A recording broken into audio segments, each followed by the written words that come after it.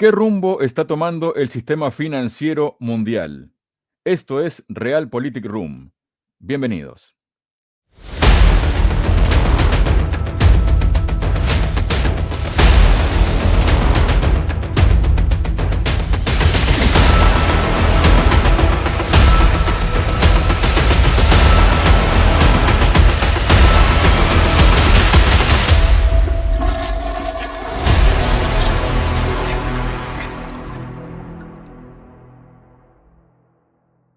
Hola, bienvenidos a otro episodio de Realpolitik Room y tal como anticipaba en la presentación del programa, vamos a hablar sobre el sistema financiero mundial y todo lo que está implicado en este concepto, y para ello estoy junto al presidente de la consultora ECAI Center, Adrián Celaya. Adrián, bienvenido a Realpolitik Room. ¿Cómo estás? Hola Javier, estupendamente. Como siempre, encantado de estar contigo. Muchísimas gracias, Adrián. Y antes de empezar, o para empezar, mejor dicho, ¿no? Te propongo que veamos un vídeo de una entrevista que concedió el senador Marco Rubio del Partido Republicano hace pocos días, donde decía lo siguiente. Brazil, in our hemisphere, largest country in the Western Hemisphere south of us, cut a trade deal with China. They're going to, from now on, do trade in their own currencies, get right around the dollar. They're creating a secondary economy in the world, totally independent of the United States. We won't have to talk about sanctions in 5 years because there'll be so many countries transacting in currencies other than the dollar that we won't have the ability to sanction them. Bueno, ahí escuchábamos la palabra de Marco Rubio, ¿no? Hablando para el canal Fox News, donde, él mostraba una preocupación lógica desde la perspectiva estadounidense, se podría decir, ¿no? Porque, entre otras cosas, decía que en 5 años Estados Unidos ya no tendrá la posibilidad de sancionar las economías de los países del mundo, porque las naciones estarán utilizando otras monedas y divisas distintas al dólar para sus pagos y compromisos internacionales, y así saldrán de la jurisdicción de la nación estadounidense.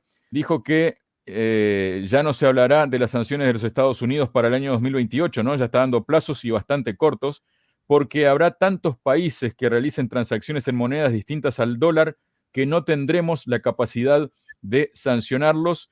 Y se refirió, y resaltó, mejor dicho, ¿no?, el reciente acuerdo entre Brasil y China para realizar intercambios comerciales utilizando sus propias monedas nacionales. Adrián, ¿qué significa esto? Bueno, vamos a ver, quizás para situar un poco a los oyentes, es un proceso que nació en su momento por razones en buena parte geopolíticas y que ahora se está desencadenando o está estallando, si se quiere, también por razones geopolíticas, ¿no? El senador Rubio está describiendo, primero haciendo referencia a la situación en la que estamos ahora, que es la situación que nació fundamentalmente en los años 70 con lo que entonces se llamó la puesta en marcha del petrodólar, es decir, un dólar que mantiene la hegemonía mundial soportada en acuerdos estratégicos fundamentalmente con Arabia Saudita, que aseguraban que en el comercio del petróleo se utilizara el dólar, y de tal forma que en base a la potencia geopolítica y militar de Estados Unidos se aseguraba el papel del dólar como moneda de reserva y moneda prioritaria en el comercio internacional. Esto le ha dado un peso enorme a Estados Unidos en el mundo desde distintos puntos de vista. Pero, por un lado, evidentemente, esta capacidad a la que hacía referencia Marco Rubio de sancionar, pero también una capacidad inmensa para autofinanciarse. Es decir, como todo el mundo utiliza dólares, por ejemplo, los nuevos dólares que emite la Reserva Federal Norteamericana suponen un coste inflacionario, como siempre que se emite más moneda, pero un coste inflacionario que se reparte sobre todo el mundo, que no se benefician los americanos con un coste repartido sobre todo el mundo. Ha dado a Estados Unidos una capacidad de financiación enorme y probablemente excesiva, que en buena parte es lo que ha ayudado a convertir a Estados Unidos de un país productor en un país fundamentalmente consumidor, ¿no? Bueno, la verdad es que estamos en un momento clave y como exactamente igual que el sistema del petrodólar se apoyó en razones geopolíticas, militares, etcétera, el final del petrodólar del que ya sí se estaba hablando hace años como consecuencia de la pérdida progresiva de peso de la economía de Estados Unidos en el mundo, pero como un proceso de muy largo plazo, pues este proceso se está desencadenando también por razones geopolíticas, fundamentalmente por el estallido geopolítico que se ha producido el año pasado en Ucrania, ¿no? A cuenta de ese estallido, se ha visto cómo el mundo se ha dividido en dos y además se ha visto cómo los países emergentes, o Rusia en concreto, no solo tenía una extraordinaria capacidad militar, sino que una capacidad militar que estaba dispuesta a utilizarlo, que estaba preparada para hacer uso de ella, y esto ha dado seguramente al conjunto de los países emergentes y en desarrollo una importantísima seguridad a la hora de dar pasos en esta dirección, porque muchos de ellos estaban probablemente deseando hacerlo, pero no se atrevían, sobre todo pues países en el continente africano, que a medida que en cuanto empezaban a tomar decisiones en contra de los intereses europeos norteamericanos, pues han sometido a invasiones, a insurrecciones terroristas, etcétera, ¿no? Esto ha cambiado radicalmente, ¿no? Los países, ahora lo estamos viendo de forma muy directa en África, pero al final es el conjunto de los países emergentes en desarrollo, han visto que están políticamente muy protegidos, que también van a tener apoyo económico del conjunto de China y del conjunto de los países emergentes, y esto les está animando a dar pasos para reorientar sus economías, sus procesos comerciales más fuera del petrodólar, del sistema del petrodólar, y esto es lo que ya ha despertado lógicamente todas las alarmas en Estados Unidos y a lo que el senador Marco Rubio se ha atrevido a ponerle fecha, ¿no? Adrián, ahora quiero compartir una publicación, ¿no? Que tiene que ver precisamente con lo que está ocurriendo con el sistema financiero, ¿no? Mike McGlone, la crisis financiera de 2023 podría ser la peor, ¿no? Y si nos metemos, dice, después de que la quiebra de varios bancos destapara los riesgos en el sistema financiero y la industria tecnológica registrara despidos masivos, el especialista en materias primas de Bloomberg, Mike McGlone, advirtió que la próxima crisis financiera podría ser la peor de nuestra vida, comparándola con la Gran Depresión que comenzó en el año 1929.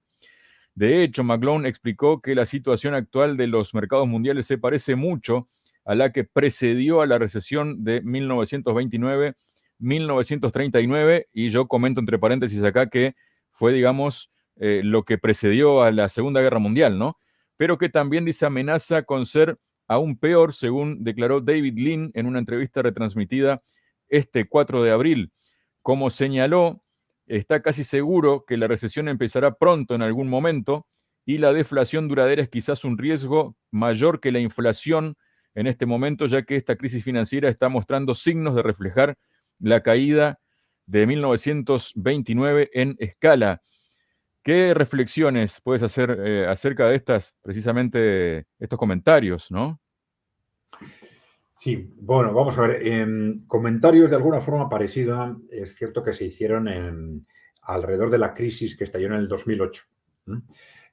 Pero ¿qué sucedió en esta crisis? La verdad es que si se hubiera producido un proceso de ajuste en la economía occidental que hubiera situado a estas economías en un nivel de endeudamiento fundamentalmente normalizado, la crisis hubiera sido mucho mayor de lo que fue, ¿no?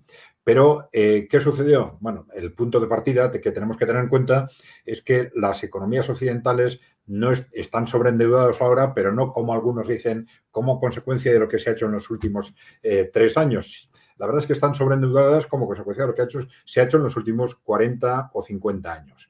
A partir de la crisis de los años 70, el conjunto del periodo, de lo que llamamos el periodo neoliberal, se ha asentado en un modelo de crecimiento constantemente apalancado en incrementos de deuda. Claro, los incrementos de deuda siempre, a corto plazo, siempre generan crecimientos del PIB, crecimientos de la producción de bienes y servicios, simplemente porque se gasta más, ¿no? Pero claro, significan aumentar los riesgos de fondo. Con esto se ha podido mantener el tiempo con constantes inyecciones de nueva deuda, fundamentalmente apoyadas en los bancos centrales, en nuevas emisiones de los bancos centrales, y que han generado una Europa y unos Estados Unidos cada vez más endeudados y más endeudados. Se suele decir que la deuda pública y privada en conjunto no debe superar un 100, un 150% sobre el PIB, sobre la producción anual de un país. Y esto era así en los años 70 en Occidente, pero a partir del momento en el que se rompió la convertibilidad del dólar en euros, se rompen las ataduras de las monedas a la economía real. Esto permite la emisión libre de monedas por los bancos centrales y permite también endeudamiento. A partir de ese momento, los incrementos de deuda han llevado a una situación, depende cómo se mida, pero alrededor entre el 300 o 350% sobre el PIB, tanto en Europa como en Estados Unidos, lo cual es una barbaridad absolutamente desproporcionada. En la crisis del 2008 se pensó que esto podía estallar y claro, ante el terror sobre lo que podía representar el que esto sucediera, ante el terror político, porque esto evidentemente podía suponer pues una desestabilización sociopolítica sin precedentes, lo que se hizo es taponar la situación. ¿Y cómo se taponó? Pues otra vez con política monetaria. Primero con los rescates de los gobiernos a los bancos y cuando los gobiernos agotaron su capacidad de rescate directo, se pusieron en marcha los bancos centrales con las políticas expansivas de intereses cero y emisión de más dinero destinada precisamente a compensar lo que estaba siendo de alguna forma una caída lógica de la deuda privada, compensarla fundamentalmente también con deuda pública y deuda de las grandes empresas. De tal forma que durante los siguientes años la deuda global en Occidente dejó de incrementarse, pero no se redujo. Se mantuvo alrededor de ese 300-350%. Y esto fue así hasta el estallido del COVID, donde de nuevo se vuelve a disparar la deuda hacia arriba, ¿no? Entonces, claro, lo que puede pasar ahora, evidentemente, como en el año 2008, depende de cómo se gestione. Es decir, sí parece claro que Occidente en algún momento va a tener que entrar en lo que se llama un proceso de desapalancamiento, es decir, de reestructuración financiera, que ese desapalancamiento es reducir el endeudamiento, vamos a decir, hasta niveles normalizados. Pero claro, hay que tener en cuenta con las cifras que hemos dado que estamos hablando nada menos de que quizás un 150, un 200% sobre PIB en reducción de deuda, ¿no?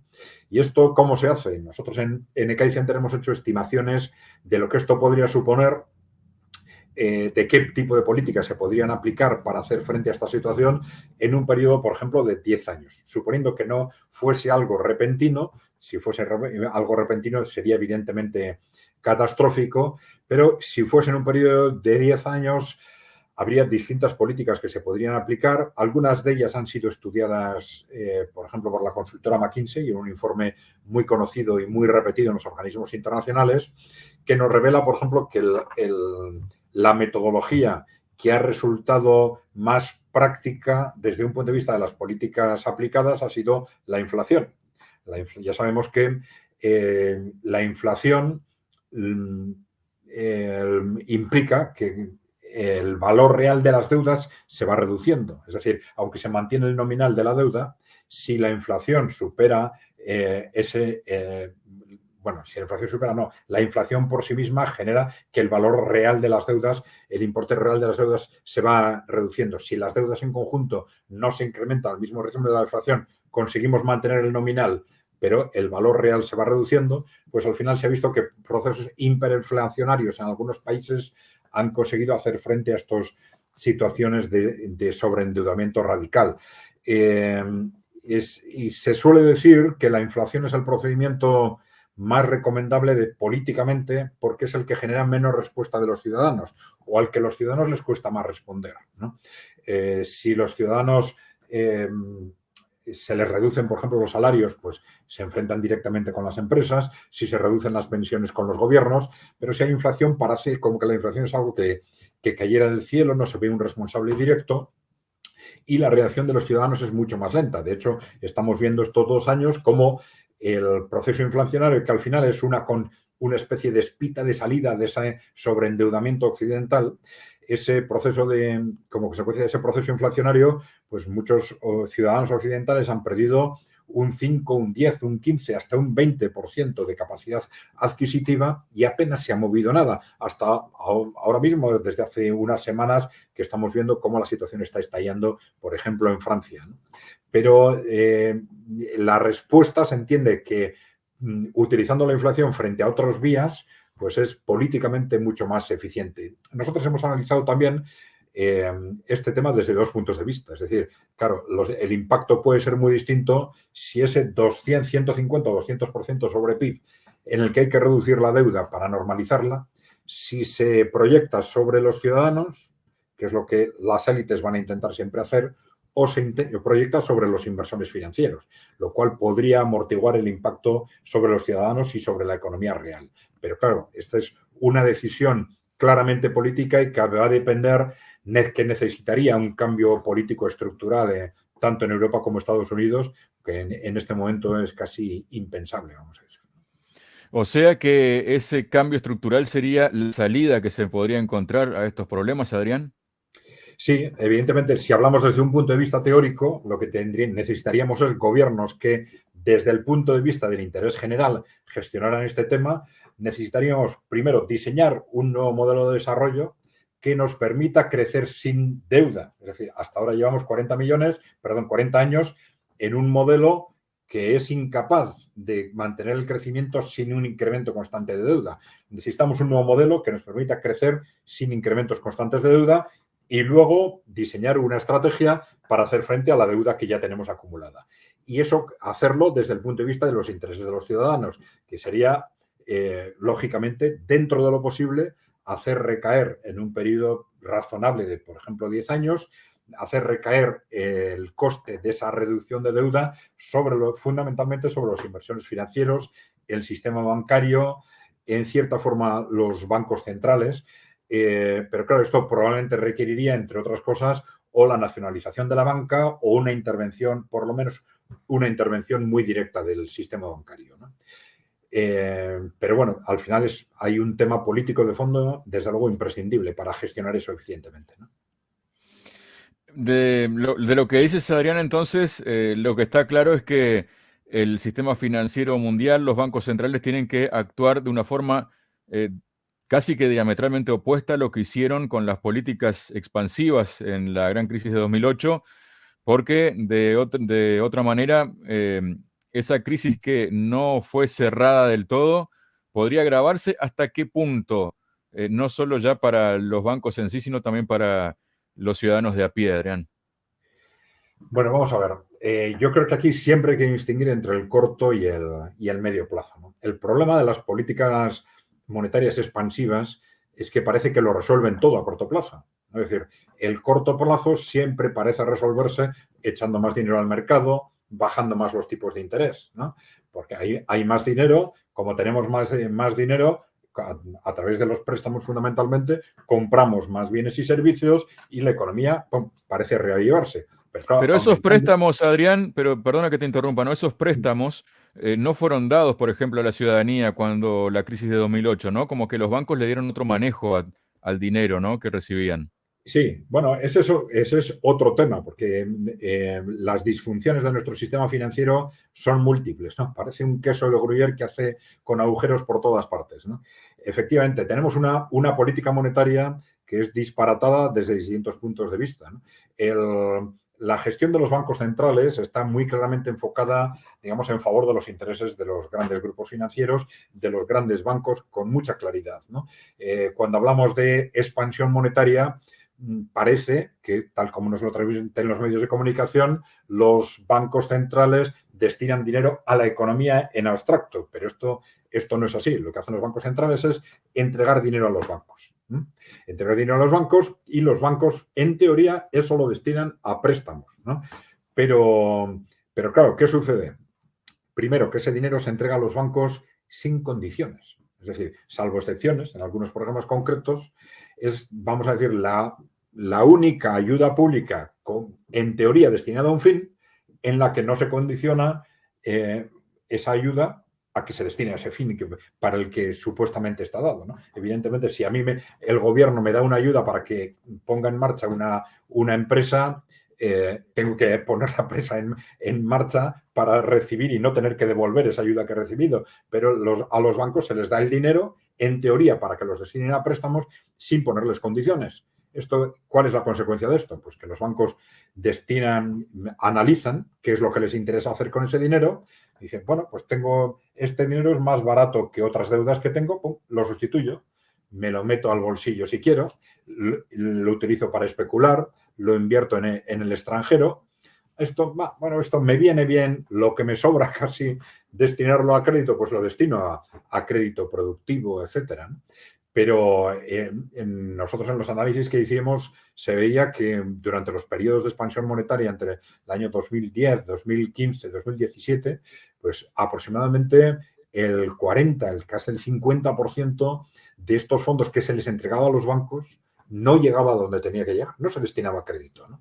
Algo increíble, porque estábamos hablando de cifras cercanas al 10% del PIB europeo, ¿no? Una absoluta barbaridad y una transferencia inmensa de recursos desde la economía real y desde los ciudadanos hacia el sistema financiero.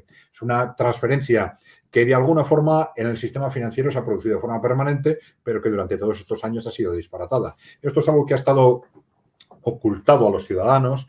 Hubo grandes escándalos en Occidente a cuenta de los famosos rescates bancarios de los gobiernos. Entre los años 2008-2010 se vio que eso era ya políticamente insostenible, pero claro, no se dijo que cuando terminaron esos rescates a los bancos de los gobiernos fueron sustituidos por un rescate sistemático y una subvención sistemática desde los bancos centrales, ¿no? Y eso sorprendentemente parece que no ha llegado al público y, por lo tanto, no ha generado problemas políticos, ¿no? Sí hay que decir que, aunque no en ese nivel de los últimos años, esa subvención constante a los bancos ha sido permanente también en situaciones anteriores, ¿no? Por ejemplo, hay que recordar que, aunque un objetivo fundamental de los bancos centrales, o el primero, en el caso, por ejemplo, del Banco Central Europeo, es luchar contra la inflación, esto no es cierto. Porque luego a la hora de ponerle número a esa lucha contra la inflación, luchar contra la inflación sería perseguir inflación cero, pero no persiguen inflación cero, persiguen inflación 2%, te dicen. Nuestro objetivo es la inflación del 2%. ¿Por qué inflación del 2% y no del cero? Pues no hay base teórica que justifique esto. Pero este 2%, con una base argumental mínima y discutida por todos los expertos, pero esto es lo que permite asegurar que incluso en las mejores de las situaciones hay un constante flujo de dinero hacia los grandes bancos, ¿no? Entonces, esa transferencia de los ciudadanos hacia los grandes bancos se produce, ya digo, de forma constante, pero durante estos años, a cuenta de esta expansión monetaria, ha sido algo disparatado. Adrián, ¿cómo ves el panorama general, ¿no? La fotografía del bosque y no del árbol, y qué puede deparar al sistema financiero, teniendo en cuenta también los intereses que los mueven, ¿no? A los bancos centrales y demás. ¿Cómo ves que puede, digamos, transitar esta situación? ¿Hacia qué rumbo? Bueno, la verdad es que estamos en un momento muy complejo, ¿no? Porque hay otras piezas dentro del sistema financiero que también afectan a los bancos centrales, ¿no? Una de ellas que está ahora encima de la mesa es este tema de las monedas digitales, ¿no? Claro, el problema con las monedas digitales, o el reto de las monedas digitales, está muy relacionado con Internet, ¿no? A partir de la puesta en marcha en Internet, precisamente con estas suspicacias que existen en el mundo con respecto al euro, al dólar, a estas monedas de confianza que a partir del año 71, hasta el año 71, todas las monedas más o menos tenían una relación, un soporte real, una relación directa o indirecta con el oro, ¿no? Que impedía que los bancos centrales emitiesen todo el dinero que quisieran. Esto se rompe en el año 71 por parte de Estados Unidos, y a partir de ese momento estas monedas dependen de que los bancos centrales decidan o no emitir más o menos dinero, decidan o no abusar de esta capacidad de emisión. La constancia es que tanto Europa como Estados Unidos, de hecho, han abusado, y esto ha generado que en los últimos años, pues cada vez más se esté hablando desde distintos ámbitos, pues por ejemplo, apostando por el oro como una referencia real a la que tendrían que atarse otra vez las monedas y, por ejemplo, que ha generado un creciente interés por las criptomonedas, precisamente con este tipo de argumentos. Dicen, bueno, el euro, el dólar se asientan en bancos centrales que están constantemente abusando. En estas monedas no se puede abusar de la capacidad de creación, luego son una alternativa válida. Esto ha generado seguramente la moda de las criptomonedas, además, por supuesto, de un fenómeno de Internet que ha hecho posible que estas monedas se compren y se vendan a través de Internet, ¿no? El tema es que las criptomonedas en Internet, en el momento en que permiten usarlas a través de billeteras y que van a hacer posible gestionar a través de ellas cobros y pagos en Internet de forma fiable, esto puede suponer romper el sistema financiero desde el punto de vista del sistema bancario, ¿no? Y esto nos lleva a otro problema de fondo de nuestro sistema financiero, que es que tenemos un sistema bancario en el que los depósitos están permanentemente sometidos a riesgo, ¿no? Es decir, a nosotros los bancos nos piden nuestro dinero, lo dejamos allí en depósito, nos dicen, no te preocupes, tienes aquí a tu disposición esto depositado cuando quieras, pero es mentira, porque ellos no guardan esos depósitos, lo que hacen es cogerlo y darlo en préstamo, ponerlo en riesgo, ¿no? ¿Qué ocurre? Que si ese riesgo existe siempre, incluso en las mejores situaciones, y se basa en la confianza en que no vamos a ir demasiados depositantes a reclamar nuestro dinero. Y se basa también en que no tenemos otras alternativas. Es decir, si nos ofrecieran sistemas bancarios con entidades que dicen, no, yo no voy a poner tu dinero en riesgo, lo tienes aquí depositado y está aquí, pues iríamos todos como locos a depositar nuestro dinero ahí, ¿no? El problema es que tenemos un sistema institucionalmente organizado para no poder hacer eso, ¿no? Nos obligan a poner en riesgo nuestros depósitos cuando no tendría por qué ser así, ¿no? Pero, claro, ese sistema de riesgo permanente es el que genera repetidamente crisis financieras, se basa en una especie de garantía tácita de que cuando haya problemas seguramente vendrá el gobierno a ayudarnos, ¿no? Pero claro, si de pronto empiezan a aparecer en Internet alternativas que nos permiten dejar nuestro dinero y hacer cobros y pagos sin ponerlo en riesgo, pues el dinero se va a escapar en esa dirección. Y esas criptomonedas son, desde ese punto de vista, una amenaza para nuestro sistema bancario, porque los depósitos es un problema de fiabilidad, de que empecemos a confiar en que gestionar cobros y pagos a través de esas monedas va a ser fiable. Pero esa fiabilidad se está planteando ahora como amenaza directa cuando, sobre todo desde los países emergentes, se está hablando de monedas digitales de los bancos centrales soportadas en valores reales. Entonces van a ser monedas que vamos a poder gestionar a través de yuan digital, por ejemplo, o moneda de los BRICS digital soportada en valores reales, con fiabilidad total, si nos permiten hacer cobros y pagos en Internet.